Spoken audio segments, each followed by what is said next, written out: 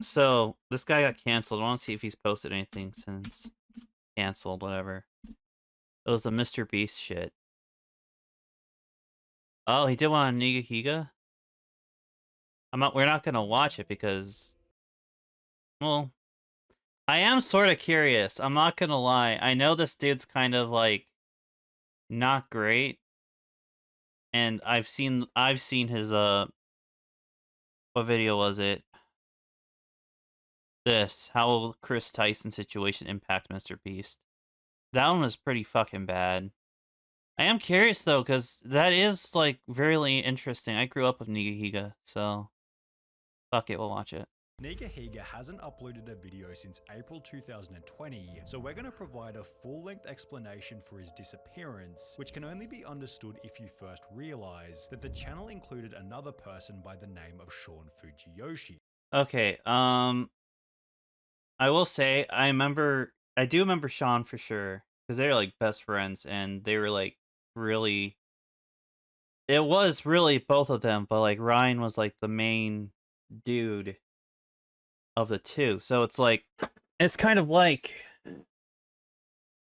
the channel did go on without Sean, but I think Sean was an integral part of the channel. I won't disagree with that for sure. Sean was there for all of the channel's most notable early content, namely How to Be Emo, How to Be Gangster, and How to Be Ninja, with these three videos acting as a foundation for Nigahiga to become YouTube's most subscribed channel for 677 days between August 2009 and He June was like one of 2011. Although I think he was one of the first like YouTubers to hit 1 million, if I remember. He was definitely up there. But he's like the first YouTuber I remember being like titled #1 most subscribed YouTuber or like acknowledged as that. And then Fred was the next one or something. this would also be the point at which Ryan showed early signs that the channel might not last forever, coming specifically during his celebration of 5 million subscribers. 11 years ago. Producing each skit was significantly more difficult than his audience might realize, which was followed by him comedically showing his production company, which featured him as the writer, filmer, magician, and editor, perhaps implying that he was overwhelmed by the workload. Or it was just a skit. It could have been that too. Like some of these deep divers will like sometimes I feel overanalyze what they're watching. I don't know. Maybe that's just me. That's just me. I think he's looking too deep into it. I think that was just a 5 million subscriber special. Let's watch that real quick. What was it? What was it titled? Let me just look up Nigahiga 5 million subscriber special. Anyway, I'm already working on my next video. Here's a preview to the ending of my next video. Might look something like that. T. Well, jokes aside, thank you for watching. I got total skit vibes. I didn't get, oh, I'm silently trying to sneakily tell you guys I'm getting burnt out or I'm gonna quit YouTube or anything like that. Like, no. I think he has a podcast too. Ryan Higa podcast. This video. To fix this problem, Ryan created the Ryan Higa Production Company, or Yeah, the there you go. RHPC for short, which on top of Sean introduced another 5 people to help out with the channel. However, while this reduced the workload per person, it increased the scale and complexity of the business, which wasn't the only thing making Ryan's life difficult. At a later date, Ryan explained that he'd hit a point where he was too famous to live a normal life. With that amount of people watching, there's always bound to be some sick people. Like once in my home in Hawaii, people came and spray painted Tihi on my parents' house while we were in it. That's the scary part. People tried to come up to my other house and they tried to come to my windows and take pictures of us through the. That shit's crazy. Like I know that's like a risk you take when you become famous or whatever. That is a big fucking risk you take, is people finding your house and like trashing it or something. It's really scummy. I don't get what's wrong with people. It's crazy. It's just fucked. windows. Stuff like that, it makes you think a lot. You do have to live with it. Which will be the first example of many to come, where Ryan would express the downside of being a famous YouTuber. Despite this, he and his team continue to pump out skits for the channel, although Ryan made it obvious that he already thought his best days were in the past. For example, in May 2017, he'd upload a video titled Life of a YouTuber, in which Ryan outlined the different stages that every creator goes through, with stage 5 implying that he was no longer enjoying making the videos. Ryan would go on to explain that the final stage in a YouTuber's career was to write a book, and the point of the video in the first place was to announce that he'd written a book. Writing Oh, a book shit. is a very important stage in a YouTuber's career. It means that I am in one of the final stages of my YouTube career. However, while these hints seemed to imply that Ryan was about to retire from YouTube, the uploads didn't slow down. I will say that it is weird. That is kind of a weird thing to do. Like, I wrote a book, and then this whole list of things, of stages of a YouTuber's lifespan. After that, they stop. It does kind of seem that way though. A lot of the YouTubers have fallen off. They like wrote a book, and then that's when they fell off, kind of. If that makes sense. And continued full steam ahead for well over a year.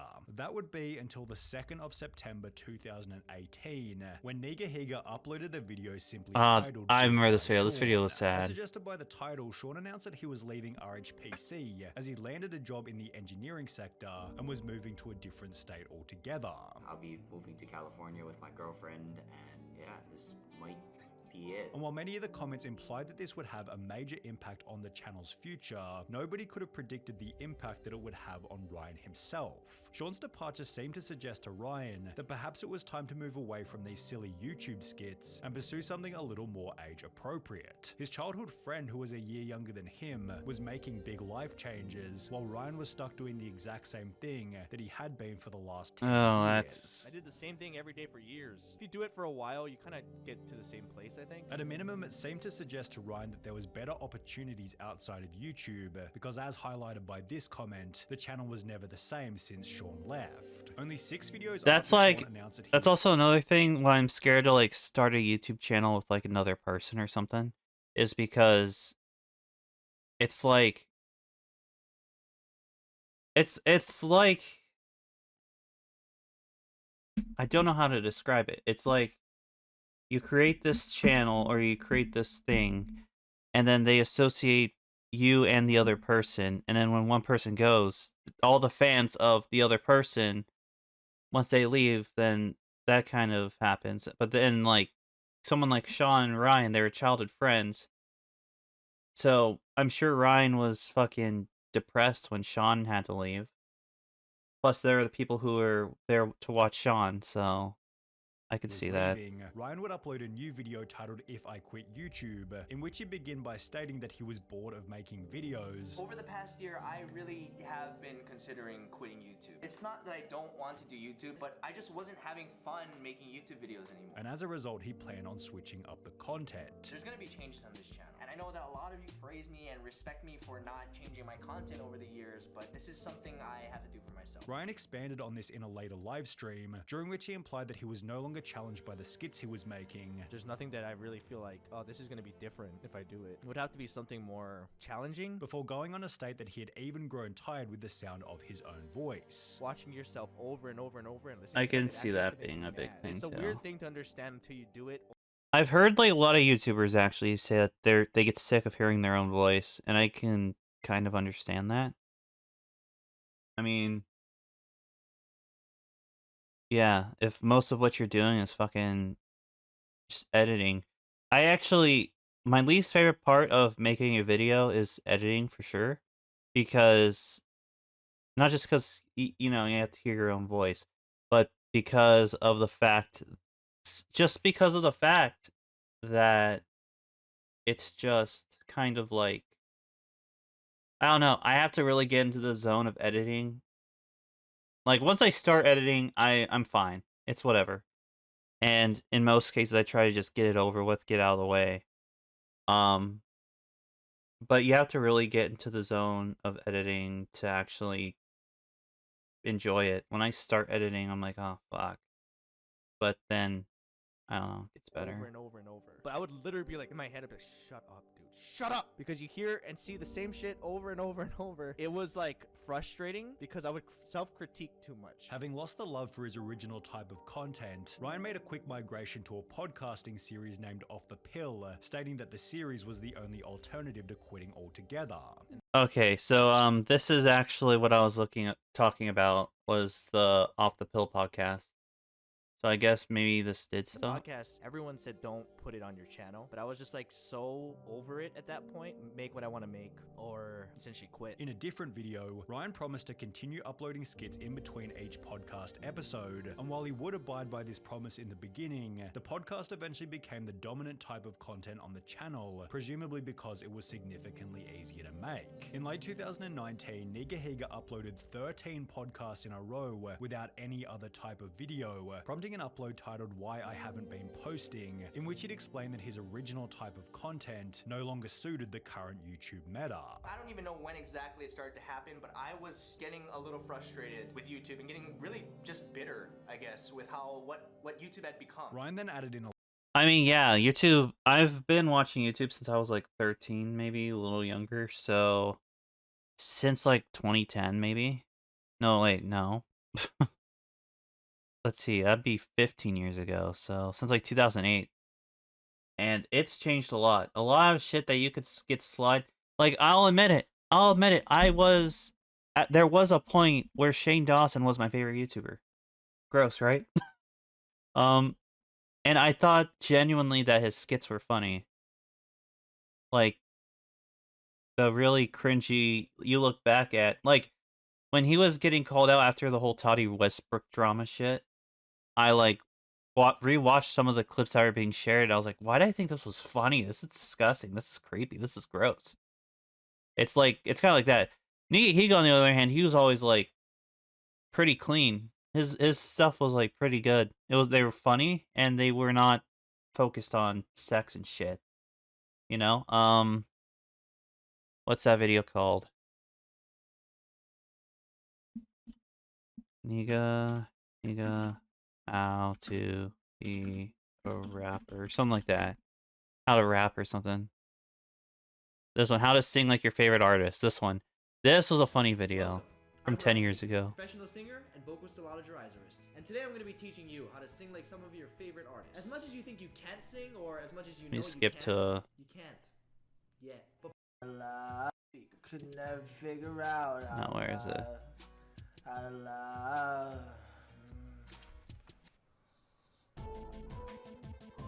Pretend like you're rapping at 3 a.m. in the morning with your mom sleeping in the same room, and she already woke up to scold you once. When the pimp's in the crib, ma, drop it. Will you shut up? Oh, funny. a live stream that he was almost never happy while making skits. Can you say you're happy about your life? I can't say that the whole time during my YouTube career I was, even in its peak. And that's probably when people thought I was the happiest. Adding in an Anthony Padilla interview that he was always burnt out. How have you prevented yourself from feeling YouTube burnout? I didn't. I'll admit that I was burnt out for like years. Before implying on more than one occasion that becoming successful did almost nothing for his own personal fulfillment. Finding fame and money doesn't bring happiness at all. But you don't really know until you really go through it. Ryan then made it obvious that, as someone who made everybody laugh at the expense of his own mental health, he related to the life of Robin Williams. The Robin Williams incident where like you can be the funniest, most respected, famous, loved, and no one knows what you're going through. So how is his life better than the guy who's working a 9-to-5 right now and is still has a family? That's a better life. Before adding that becoming so successful in his 20s might have been a negative, as he didn't know what else to look for. Not gonna lie, this is actually more depressing than I thought it was good. Damn, he was burnt out for years. That's crazy. And he's, ugh. This is sad. This is like this was one of my favorite YouTubers growing up. Damn. forward to. Damn, if this is my goal and I reach this goal and I'm still unhappy, then what am I doing? Like, what else is there? It was obvious that Ryan was feeling a little lost, which began to reflect in the madness of his video uploads as his channel became a mix of skits, podcasts, and advertisements for his new energy drink. Guys, I released my own energy drink. Oh, Ninja This Milk, yeah, I persisted remember until that. the 41st episode of Off the Pill, at which point Ryan disappeared altogether before returning 3 months later by uploading a video titled My Midlife Crisis. So this is definitely the longest break I've ever taken from not posting videos on this channel in my entire YouTube career. Ryan began the video by explaining that he was going through a breakup. I don't usually talk about relationship stuff here on YouTube. I am no longer dating anyone. I'm not dating Mrs. Che anymore. Before stating that he wanted to step back and figure out exactly what to do with his life. The real reason why I had to take this break was because I needed to reflect on my own life. I'm freaking old. You know, this is kind of a downer because I kind of get where he's coming from, and I'm not a YouTuber. Like from just a general standpoint, like I'm 20, like 27. I forgot my age for a sec. That's how old I am mentally. Like I'm both like a child, and I'm also like 80. Because I forget shit every 2 seconds, but at the same time, I love Pokemon and Mario and stuff. Fortnite. I don't love Fortnite, but yeah, it's just kind of a general thing. You get to a certain age, and like, I definitely feel like after college that Walmart would be the only retail I'd work, and I'd stop doing retail and do what I went to college for. And now I'm 27, and I don't know what the fuck I've been doing with my life. I feel like I'm going nowhere, if I'm being honest. Like, even if I post regularly, what the fuck's gonna happen? What's gonna change? Nothing. Man, I don't know. I mean, I just realized that I'm having an existential crisis on stream, Jesus. Okay, I gotta I'm going stop. to be 30. Instead, Ryan uploaded one final video on the 25th of April 2020 before going silent. Over on Twitch, Ryan explained that the pandemic made it almost impossible to film anything for YouTube. I can't film with the team. I was already burnt out of YouTube. We didn't know how long it was gonna last, the freaking lockdowns and stuff. And as a result, he'd become a full-time streamer, which he enjoyed significantly more. But by that time, I already started liking streaming. I haven't felt that from anything YouTube related in a long time. Years. Ryan went on to explain that this was the ideal scenario, as it meant he got to choose when the channel came to an end. The only time it really did end is when I chose to stop posting during COVID. We could have kept going, I didn't want to. And I think to me, that was the best way to go out, on my own terms, versus like, oh, I can't do it, no one's watching. And given his average viewership on Twitch of well over 1,000 people, his migration to the live streaming service might have been a good decision. Plus, this isn't to say that he isn't coming back. Does that mean you're done with YouTube? Not necessarily. I mean, I still, like I said, there's been some days where I came really close to just like starting to film again. When asked, will you go back to YouTube, Ryan simply stated, I don't know. I have had like more interest in doing creative stuff again. yet he'd need to take a significant break from Twitch in order to do so. I would have to take a Twitch break for sure. There's no way I could be doing this, keeping up the schedule. Ryan then stated that in order to return, he'd need to find an idea that he felt extremely passionate about. But it has to be something I really care about. I would have to enjoy doing everything by myself. You'd have to enjoy doing every process, and I don't enjoy doing all of it. I don't want to go and pull footage. You know, I've been through all that already. And even then, he expressed concern about how any new video might perform given the channel's inactivity. It would be lower because I've been so inactive. So based on the algorithm, the first video I upload would get more views. The second one would probably get less. Although just a few days ago, Sean Fujiyoshi uploaded an image to his Twitter showing that the entire RHPC gang were having a reunion, so there could be some new content just around the corner. Okay. I actually have some things to say. I didn't think I would. I feel like it's good that he's found a place where he's happy. Is he streaming right now? If not, I gotta subscribe to him. It's Ryan Heeg, I think is what it said. Does he still stream? When was his last stream? 8 hours ago, yeah. He's clearly happier streaming. Like, you could even tell, even though he wasn't really talking too much. I feel like, especially if you've been so big doing, like, YouTube and shit. And the kind of content he was making, too. Like, the kind of content I fucking have, I make and shit. It's like... essentially just talking about stuff I'm interested in, like video games and stuff like that. But I can definitely see if you're making the kind of content that Ryan was, which was like skits and shit, like all the time. Let me turn annotations off because fuck. Like I can definitely see that. Oh, end screens annotations. I can see it kind of getting kind of miserable. Man, I didn't mean to be such a big downer. I did not know this was going to take such a sad downer turn, but you know, I guess I have a Pyro Live like video for my streaming channel.